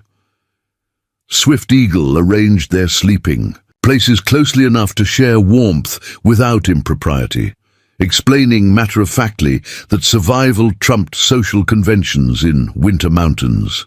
Too exhausted to feel awkward, Margaret settled into the nest of furs and branches, muscles aching but mind strangely at peace despite their precarious circumstances. The second day of travel brought the physical improvement Swift Eagle had predicted. Margaret's body, having adapted somewhat to the demands of snowshoe travel, moved with greater efficiency, if not yet grace. They made better progress, following the gradually descending valley as it widened toward broader plains visible in the distance. Near midday, Swift Eagle suddenly raised his hand in a silent signal to stop. Margaret froze in place, sensing his focused alertness. He studied the landscape ahead intently, then motioned her to join him where he stood. "Look there," he directed quietly, pointing toward a distant ridgeline. "Smoke rises against wind direction." Margaret strained to see what had caught his attention. At first, she perceived nothing unusual in the winter landscape, then noticed a faint smudge against the blue sky, unnatural in its vertical rise when the light breeze blew from the opposite direction. "A campfire?" she asked, keeping her voice low, though the distance made it unlikely anyone could hear them. "Signal fire," Swift Eagle corrected grimly, "placed to be seen from multiple directions." "The bandits searching for me?" Fear tightened Margaret's chest at the thought of Jenkins and his men systematically scouring the region. Swift Eagle considered the distant smoke with narrow-eyed assessment. "Possibly, or army patrols seeking Lakota winter camps. Neither brings good fortune to our journey." He surveyed their surroundings, clearly calculating options. "We must leave the valley floor, take higher path through forest edge, more difficult travel but less visible to watching eyes." The change in route led them into denser pine forest, climbing the valley's western slope. Progress slowed considerably. As they navigated between close-set trees, the snow deeper and less compacted than along their original path. Margaret struggled to maintain Swift Eagle's pace, aware that their safety depended on reaching more protected terrain before potential pursuit could intercept them. By late afternoon, They had climbed to a position that offered momentary vantage across the valley they had abandoned. Swift Eagle paused, studying the landscape with intense focus. Margaret followed his gaze and felt her blood chill at what became visible in the fading light. Riders, at least 4 or 5, moved along the valley floor, following what must be their earlier tracks. Even at this distance, their purposeful progress indicated hunters following specific prey rather than random patrol. "Jenkins," Margaret whispered, recognizing the distinctive shape of the leader even from afar. Swift Eagle nodded once, his expression grim. "They track with determination. Someone who knows these mountains guides them." The implication sent fear coursing through Margaret. A local guide would know potential routes and shelter locations, perhaps even the location of Swift Eagle's winter camp if they had previously crossed paths. "We cannot outpace mounted pursuit," Swift Eagle said flatly, "must instead outsmart them. Night travel becomes necessary, though dangerous in these temperatures." Margaret squared her shoulders, drawing on reserves of determination. "I'll manage. Whatever pace is required." Swift Eagle studied her with that assessing gaze that missed nothing. "Courage serves well, but physical limits exist regardless of spirit strength. We travel until full darkness, find sheltered place for brief rest, then continue under stars when pursuit makes camp for night." The strategy made sense, though Margaret inwardly quailed at the thought of navigating mountain terrain in darkness. Still, the alternative, capture by Jenkins and his men, provided powerful motivation to overcome her fears. They pushed onward as twilight deepened toward night, climbing steadily along game trails that wound through increasingly rugged country. Margaret focused on placing one foot precisely after another, ignoring the growing pain in her muscles and the cold that penetrated her layers despite exertion's heat.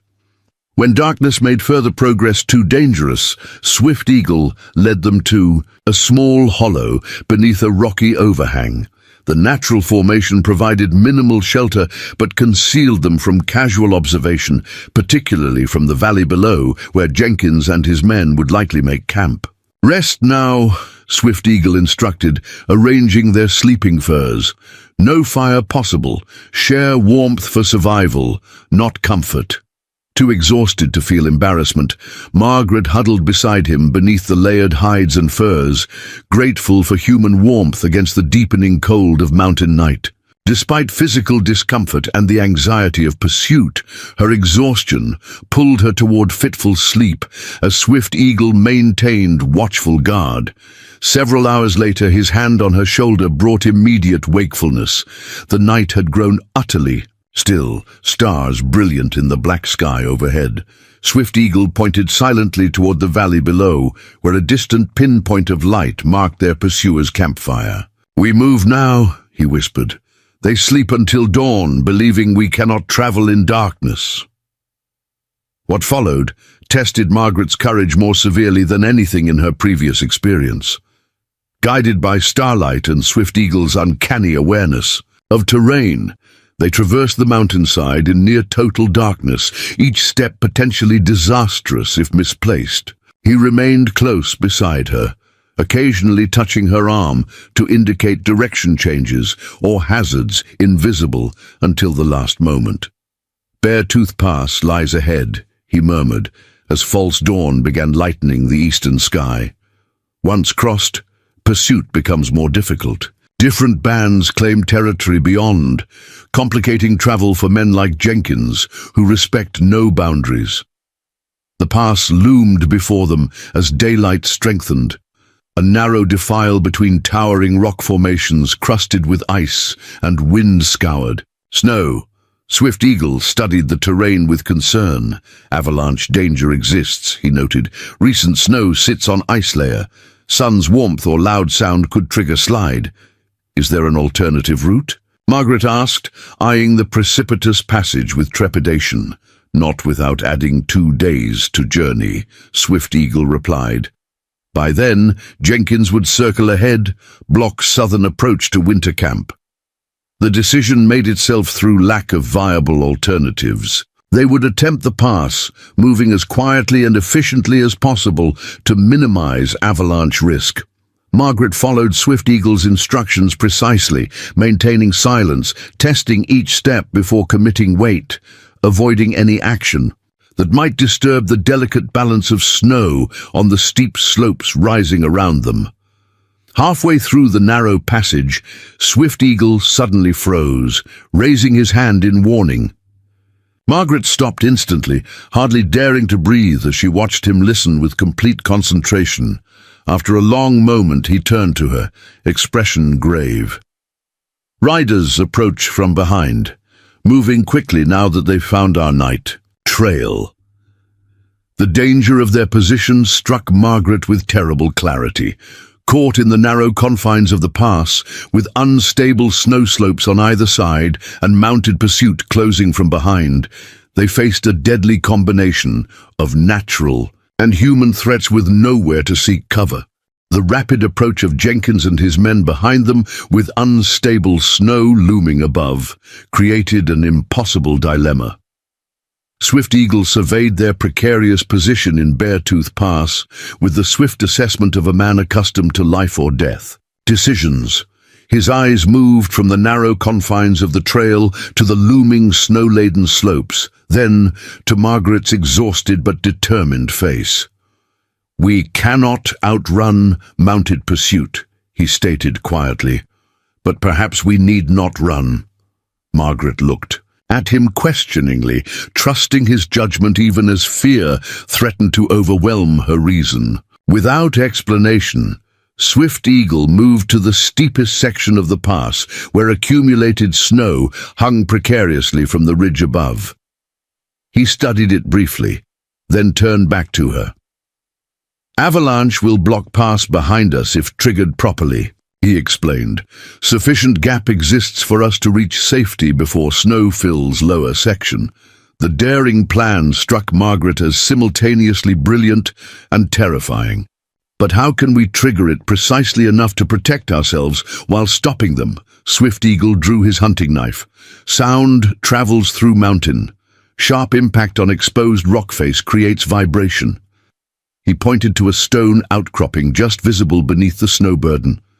"When I give signal, run forward without stopping, regardless of what you hear behind." Margaret nodded her understanding, watching as Swift Eagle positioned himself below the rock formation.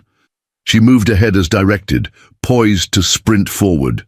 At his command, despite her exhaustion, a faint jingle of tack and the muffled thud of hooves on snow reached them.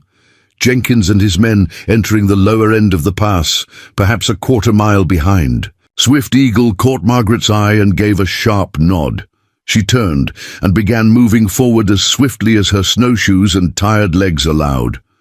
Behind her came a series of sharp metallic strikes as Swift Eagle hammered his knife pommel against the rock face. The sound echoed strangely in the confined space of the pass, reverberating between the steep walls. For a heart-stopping moment, nothing happened. Then a deep, ominous rumble began high above, rapidly growing in volume. Margaret didn't look back, focusing entirely on reaching the wider section of the pass ahead, where the danger of being caught in the avalanche diminished. She heard Swift Eagle's rapid footfalls behind her, matching her pace, then overtaking her, his hand grasping her arm to pull her along faster than she could manage alone. The rumble transformed into a roar as thousands of tons of snow broke free from the mountainside. Shouts of alarm rose from the men behind them, quickly drowned by nature's fury. Swift Eagle and Margaret reached the pass's far side just as the air filled with snow particles and the ground trembled beneath their feet. He pulled her into the shelter of a rock outcropping as the massive slide completed its destructive path across the trail behind them. When the thunder subsided and the air began to clear, they cautiously emerged from their shelter. Where the narrow passage had been, now stood a massive wall of jumbled snow and debris, at least 30 feet high, completely blocking the route through Beartooth Pass. "Jenkins?" Margaret asked, her voice hoarse from exertion and fear. Swift Eagle studied the avalanche's aftermath with practiced assessment. No horses or men visible on this side, either escaped backward before snow reached them or buried beneath. He turned to her, expression grave. We cannot check without risking additional slides. Must continue journey before weather changes. The brutal pragmatism of wilderness survival left no room for uncertainty. Whether Jenkins and his men had survived was immaterial to their immediate needs, reaching the relative safety of the Lakota winter camp before their own strength failed or weather turned against them. They traveled through the remainder of the day without pausing, driven by awareness that the avalanche had bought them time but not permanent security. If Jenkins survived, he would seek alternate routes to intercept them. Swift Eagle set a pace that matched Margaret's capabilities while still covering essential distance, their snowshoes leaving parallel tracks across virgin snow as they descended toward the broad valley where Medicine Lake and the winter encampment awaited. As afternoon waned toward evening, the landscape began to change subtly. The steep mountain terrain gradually yielded to rolling hills and scattered pine groves interspersed with meadows now blanketed in snow. Swift Eagle's bearing shifted, his movements displaying increased vigilance as they entered what Margaret recognized must be territory frequented by his people. We approach hunting grounds, he confirmed when she inquired. Winter camp lies beyond that ridge. He pointed toward a low elevation on the horizon, silhouetted against the fading daylight. We will reach it by nightfall. The prospect of finally ending their desperate flight filled Margaret with conflicting emotions. Relief at the promise of relative safety, anxiety about her reception among the Lakota, and underlying uncertainty about what future might await. Beyond immediate survival, everything familiar had been stripped away in the brief span since Jenkins had abducted her from her cabin. Now she approached an existence Edward would have found fascinating, but which she herself had never imagined. Experiencing, Swift Eagle slowed their pace as they crested the final ridge overlooking the winter encampment. Below, sheltered in a natural bowl formation that blocked the worst winter winds while capturing sunlight, stood a circle of perhaps 30 teepees arranged around a central clearing. Smoke rose from many dwellings, and despite the winter conditions, people moved about performing essential tasks. Women gathering fuel, children playing in the snow, men attending to weapons or tools. We wait here until seen, Swift Eagle explained. Approaching without announcement would cause alarm. They stood visible against the skyline until activity below indicated their presence had been noted. Several men moved toward the perimeter, while women gathered children closer to the camp center. Swift Eagle raised one arm in a gesture Margaret assumed communicated peaceful intent. After a brief consultation, 2 men on horseback departed from the camp, riding toward their position, at a measured pace that suggested caution rather than hostility. As they drew nearer, Swift Eagle murmured, "The elder is Grey Hawk, respected council member. Younger man is Black Fox, who leads hunting parties." Margaret forced herself to stand straight despite exhaustion, knowing first impressions would significantly influence her reception. The riders stopped several yards away, studying them both with unreadable expressions. Grey Hawk spoke in Lakota, his weathered face revealing nothing of his thoughts. Swift Eagle responded in the same language, occasionally gesturing toward Margaret or in the direction of Bear Tooth Pass.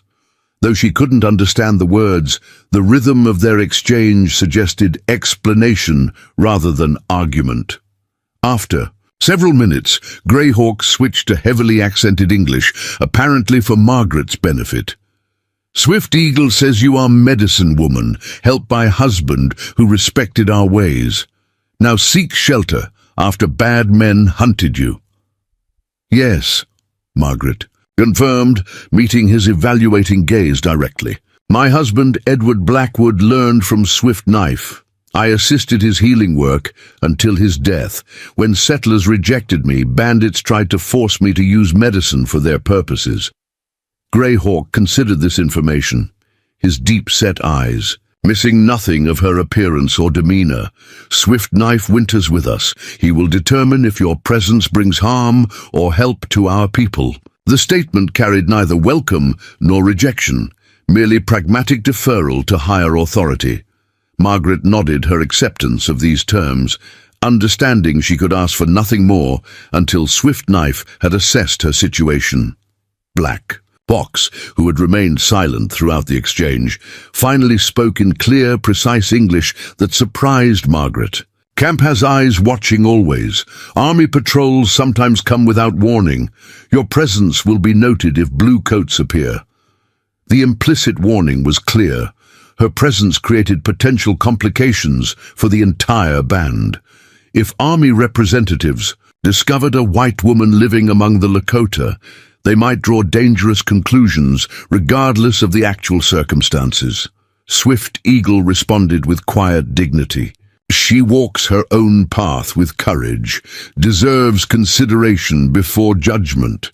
A subtle communication passed between the men, some understanding beyond words that Margaret couldn't fully interpret. Finally, Greyhawk nodded. Come. Council will hear your story when Swift Knife returns from medicine gathering. Until then, Singing Bird will provide shelter. The pronouncement apparently concluded formal negotiations. They followed the mounted men down the slope toward the encampment where curious eyes tracked their approach. Children were quickly drawn into tipis by watchful mothers, while warriors stood with casual readiness that didn't quite conceal their alertness to potential threat.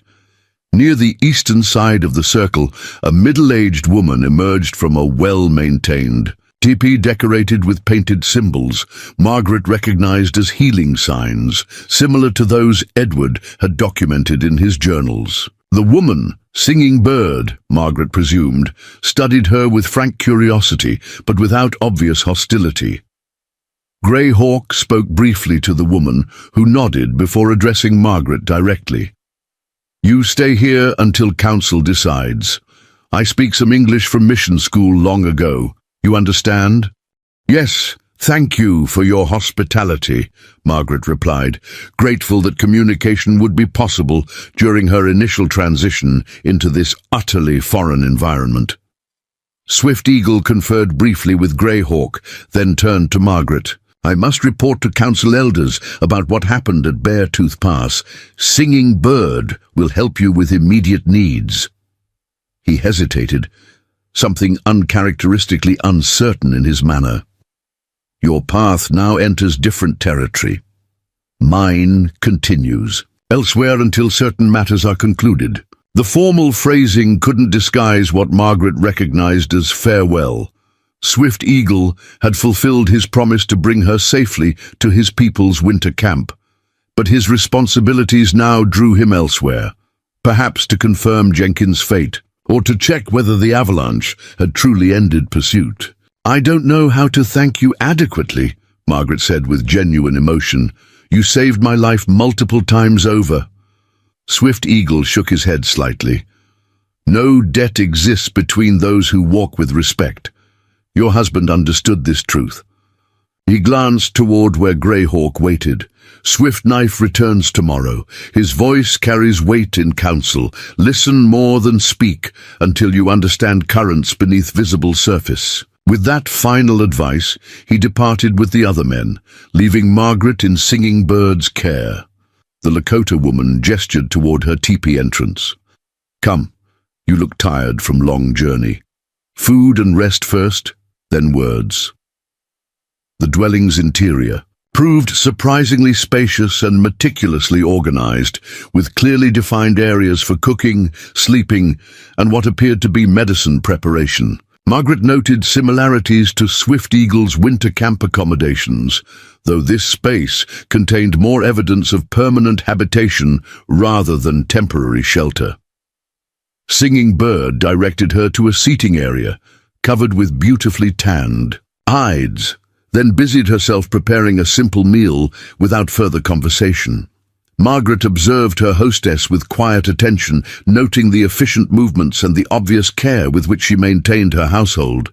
After serving a nourishing stew of dried meat and wild roots, Singing Bird finally settled opposite Margaret. "You are doctor's wife? No plants that heal?" "Yes," Margaret confirmed. "I worked alongside my husband for many years, learning both his medical training and knowledge shared by Swift Knife." Interest flickered in Singing Bird's dark eyes. "Swift Knife is my father's cousin. He speaks of White Doctor who listened instead of talking. This was your husband." "Edward Blackwood," Margaret nodded. "He believed healing wisdom existed in many traditions, not just those taught in medical schools." Singing Bird considered this information carefully. "Why White Town reject you after husband's journey to spirit world? Women often continue healing. Work when men die." The direct question cut to the heart of Margaret's situation. They didn't approve of our incorporation of Lakota medicine practices. While Edward lived, his position as doctor protected us from criticism. After his death, they claimed my continued use of these methods was, she hesitated, searching for appropriate phrasing, contrary to proper Christian practice. Understanding showed in Singing Bird's expression. "Ah, they fear what they do not understand, call it evil instead of different." She stirred the fire thoughtfully. "Same happens when our people try new ways. Old ones say tradition broken, young ones say survival requires change. Truth lives somewhere between." The philosophical observation surprised Margaret, challenging her unconscious assumption that such abstract thinking belonged primarily to educated whites. Singing Bird had articulated in simple language the fundamental tension that existed in all cultures facing rapid change. As evening deepened into night, Singing Bird explained practical aspects of camp life, where water could be obtained, communal activities Margaret might be expected to join, and most importantly, protocols regarding interaction with tribal elders and council members. "Council meets tomorrow when Swift Knife returns," she concluded. "They decide if you stay or must leave when weather permits. Show respect, but not fear." "Fear suggests guilt or deception." Margaret nodded, grateful for the guidance. "How will they judge whether I should remain?" Singing Bird's expression grew serious. "They consider many things. What knowledge you bring that helps people, what danger follows you that threatens band, whether spirits show good or bad signs about your presence." She rose to bank the fire for the night. "Most important is truth when you speak. Elders see past words to heart beneath." In the quiet darkness that followed, lying on borrowed sleeping furs in a Lakota healer's teepee, Margaret reflected on the extraordinary journey that had brought her to this moment. From respected doctor's wife to abandoned widow, from captive to fugitive, she had traversed not just physical distance, but cultural boundaries few white women ever crossed. Tomorrow would bring judgment from Swift Knife and the council, whether she represented potential benefit worth the complications. Her presence created, or liability too dangerous to accommodate, regardless of circumstances. Whatever their decision, Margaret recognized that she had already been irrevocably transformed by her experiences since leaving Haven's Mill. Edward had often quoted Emerson to his wife during difficult moments in their frontier practice, "When it is dark enough, you can see the stars." In the deepest darkness of her life, Margaret had indeed glimpsed unexpected light. Swift Eagle's compassion and wisdom, Singing Bird's pragmatic acceptance, perhaps even a path forward that honored Edward's legacy while creating something uniquely her own. Morning brought increased activity throughout the camp as word spread of Swift Knife's imminent return. Margaret remained within Singing Bird's teepee as advised, observing preparations through the partially open entrance flap. Women arranged a central fire in the communal area, children were dressed in better clothing than everyday wear, and elders, gathered in small groups for quiet consultation. Near midday, a small party appeared on the northern ridge. 3 riders and several pack horses, laden with what Margaret assumed were medicinal plants, gathered during Swift-Knife's expedition. The camp's atmosphere shifted immediately, preparations accelerating as the elders moved to the council area to await his arrival. Singing Bird returned to the teepee, carrying what Margaret recognized as ceremonial clothing. Swift-Knife approaches. Council gathers soon. You must prepare. The garments she offered were finer than Margaret's borrowed travel clothes, a dress of soft tanned deerskin decorated with intricate quill work and subtle beading, moccasins similarly adorned, and a blanket-like wrap of traded wool dyed deep indigo. Margaret changed quickly, conscious that her appearance before the council would communicate important signals about her respect for Lakota customs. When she emerged, Singing Bird nodded approval. Good. You show honor to council through proper preparation. She hesitated, then added with unexpected gentleness. Whatever they decide, remember you walked difficult path with courage.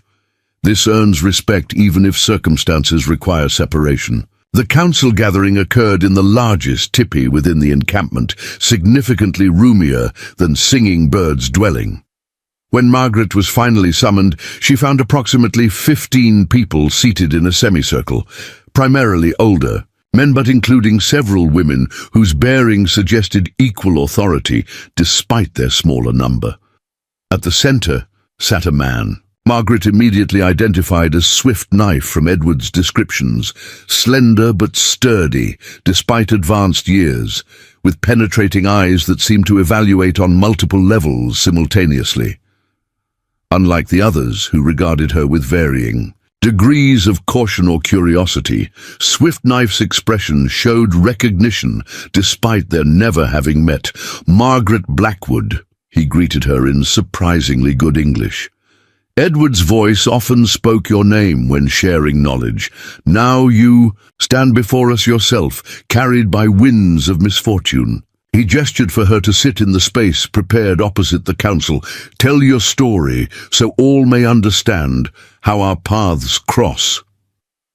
With careful consideration for both accuracy and brevity, Margaret recounted the events that had brought her to their winter camp, Edward's death, Haven's Mill's gradual rejection, Jenkins' abduction and her desperate flight, Swift Eagle's rescue and their subsequent journey. Throughout her narrative, the council members listened without interruption, their expressions revealing nothing of their thoughts. When she concluded, Swift-Knife spoke again. Edward Blackwood walked between worlds with respect few white men show. His medicine helped many, including my sister's son when fever nearly claimed him. He studied Margaret intently. Now his widow seeks shelter among those her people typically fear. This creates questions council must consider. An older warrior spoke in Lakota, his tone suggesting concern rather than hostility. Swift-Knife responded, briefly before translating for Margaret's benefit. Bearclaw asks whether army patrols will seek white woman if they learn of your presence here. Valid concern after soldiers attacked Swift Eagle's family band 3 winters past. I have no connection to military authorities, Margaret assured them. Haven's Mill believes I departed willingly with the Wilkinsons for Fort Benton.